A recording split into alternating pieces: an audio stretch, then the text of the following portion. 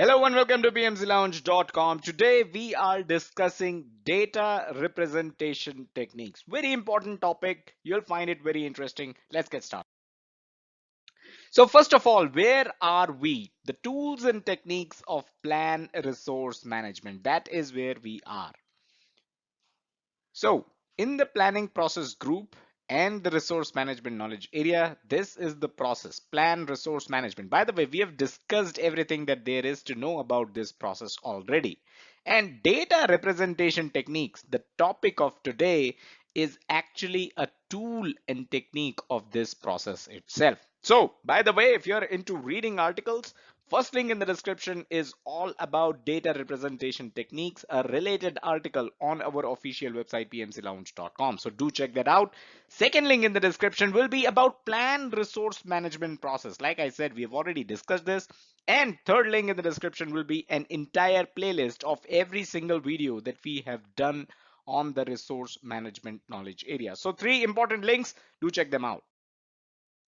Now, data representation techniques. So this is one of the tools and techniques, like I mentioned, of the plan resource management process. But why here? We are talking about resource management. We are talking about planning the resource management. Why do you need data representation techniques here, right? A legit question. Now, charts, be it hierarchical, metrics, or text-based, are used to document and communicate the roles and responsibilities of the team members. So this is the biggest use of data representation techniques in this process, which is communicating and documenting the roles and responsibilities of the project team members. And that is why data representation technique holds an important place in this process. So regardless of the method used, there are three methods: hierarchical, metrics, or text-based. Regardless of whichever method that you use, the objective here is to ensure that every work package, remember WBS, I hope you do, fourth link in the description, all about WBS, by the way. So the objective here is to ensure that every work package of the WBS has a clear owner and everyone in the project team understand their roles and responsibilities. So you don't have someone from the documentation side being responsible to code something that is, not correct roles and responsibility assignment. You cannot expect someone from the legal team to do some kind of testing, right? So that is why, to have a clear owner on every work package and to make sure everybody understands what their roles and responsibilities are, data representation techniques are used. So now let's look into the types of charts: hierarchical charts, responsibility assignment metrics, and text oriented format. So these are the three types of charts which are used to represent the data. And what data are we talking about? Like I mentioned, the roles and responsibilities of the team members. These are the three ways to represent them. Now, before we discuss the three kinds of charts, I'd like to remind you, head over to pmclounge.com/pmp training. All the PMP courseware, all the articles, videos, everything is available on this link, categorically divided. So do check that out. All right, so let's talk about hierarchical charts. Now, these are your classic chart structures that is used to show relationships in top-down format. So someone at the top coming down somebody else, right? And then they report to some more people, right? Some more people report to them. So this is a typical hierarchical structure. Now, the examples of this structure include work breakdown structure, WBS, organization breakdown structure, OBS, and resource breakdown structure, RBS. Let's look into each of these. Work breakdown structure, WBS. And like I said, fourth link in the description is about WBS, so do check that out. We have already discussed that. But briefly here, for the sake of this video, WBS shows how project deliverables are broken down into work packages. So if you have deliverables, right? If you have, let's say you need to deliver a website and there are several web pages that you need to deliver. as part of it. You need to deliver a database. You need to deliver, let's say, an e-commerce cart as well as part of it. So those are the work packages of this single deliverable, which is a website. So WBS, it basically shows how these project deliverables are broken down into work packages. Let's look at an example. So website development project, you've got UX, you've got servers, you've got database, and then database are further divided into schema and tables, servers further divided into servlets, action handlers, UX further divided into web pages, CSS, images, graphics. So this is how you have broken down a deliverable, which was a website, into work packages, which are basically the final line that you see here, the final level that you see here, the last one. All right, let's talk about organization breakdown structure, or OBS. So OBS lists the project work packages or activities according to the organization's existing departments or teams. Very important. The work packages here are listed according to existing departments. So an example could be the purchasing department can look into its portion of the OBS to understand the expected work packages or activities required from them as part of the project. So if you have a project, let's say you have a construction project, and you need to do a lot of purchases, right? So everything that the purchasing department needs to do, all their activities, all their work packages are listed under the purchasing department portion of the organization breakdown structure. So this is again one of the hierarchical charts that can be used as data representation technique.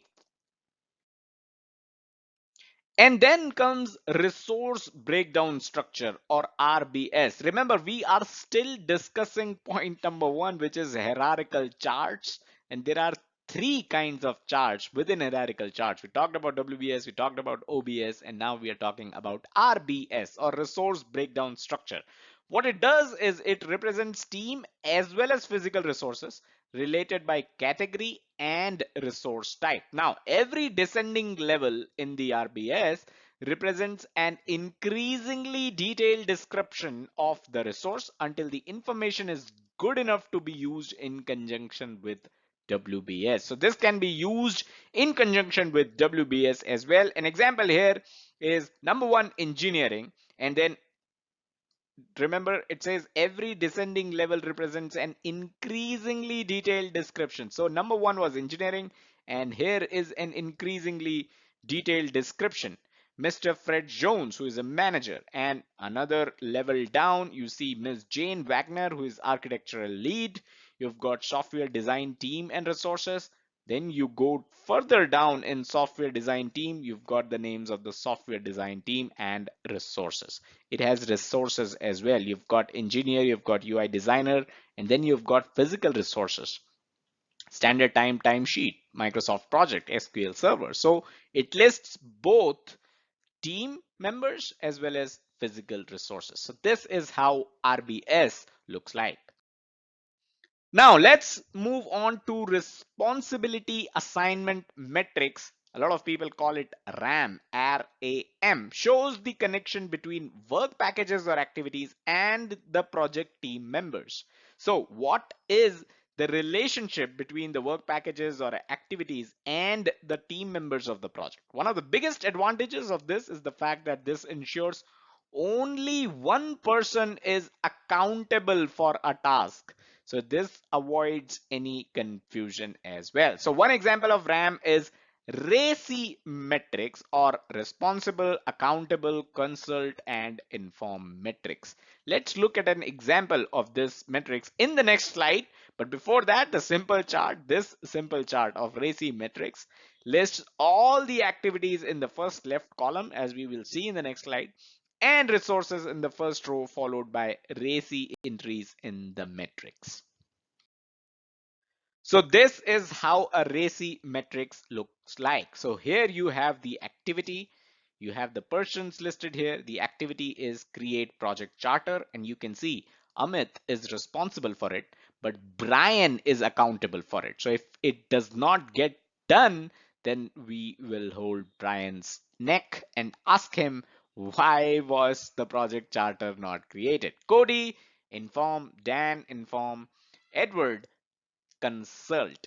Can be consulted to create the project charter. Collect requirements again is the accountability of Cody. Host change control board meeting, accountability of Amit. Develop test plan, accountability of Dan. So as you can see, one person is accountable for each of these activities of the project, and this basically helps the project manager to make sure the project is on track, to make sure who he should reach out to if a certain activity is not done.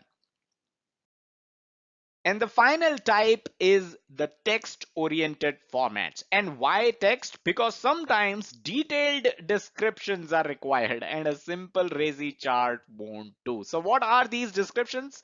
So you have to create documents when you are following this type, the text-oriented formats. You have to create documents, and these documents clearly outline the descriptive information like responsibilities, competencies, qualifications, position descriptions, etc., etc. So what that means is, in the previous RACI metrics example that we saw, we said Brian is responsible, is accountable, not responsible. He's accountable for creating the project charter. But what are Brian's competencies? What is Brian's qualification? What is his position description? All that will be available only in text oriented formats. So in certain projects, a simple RACI chart cannot be helpful. It is not enough. And that is where you need to create documents, and that is where you will follow text oriented formats. These documents can be easily reused as templates for future projects as well. So there you go, some assets for the organization, some OPA for the organization as well. Finally, question of the day: which format have you used in your projects? Let me know in the comment. Have you ever created a RACI chart? Have you created detailed description documents, or an RBS or a WBS? Let me know in the comments. Definitely looking forward to your answers. So that is all that we had in this video. Hope you got value out of it. If you got value, do hit the like button. It keeps us motivated. Subscribe to the channel and hit the bell icon to stay notified whenever we upload new content.